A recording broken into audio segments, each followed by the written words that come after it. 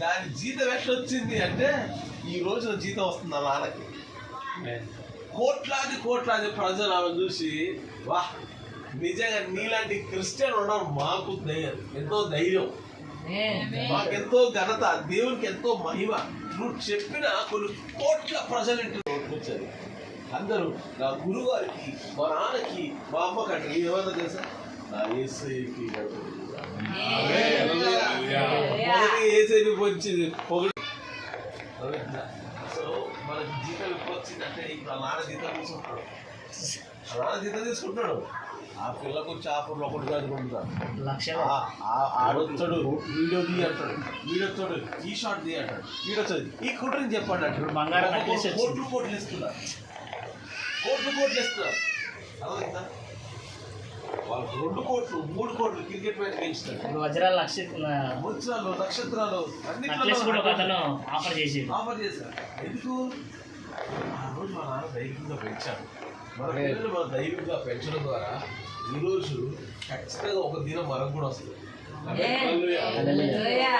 నేను ఒక్కదాన్ని ఎట్లా చూసుకోవాలి? నేను ఒక్కదానికి ఇప్పుడు వాళ్ళ నాన్న ఉన్నాడు అక్కడ, మోసే వాళ్ళ నాన్న ఉన్నాడా?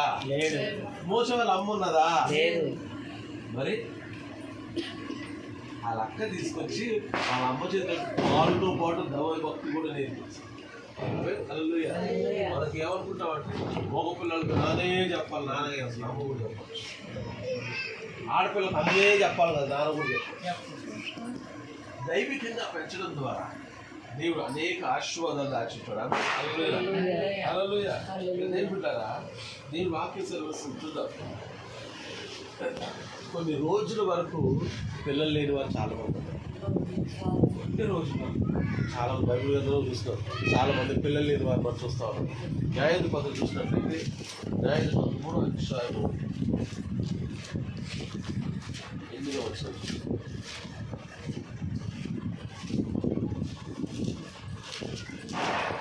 మన పిల్లల్ని ఏ రీతిగా పెంచాలి?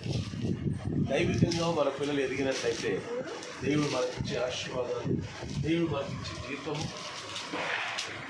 3వ అధ్యాయంలో వచ్చాడు. కోపము ఇశ్రాయేలు మీద మండగా ఆయన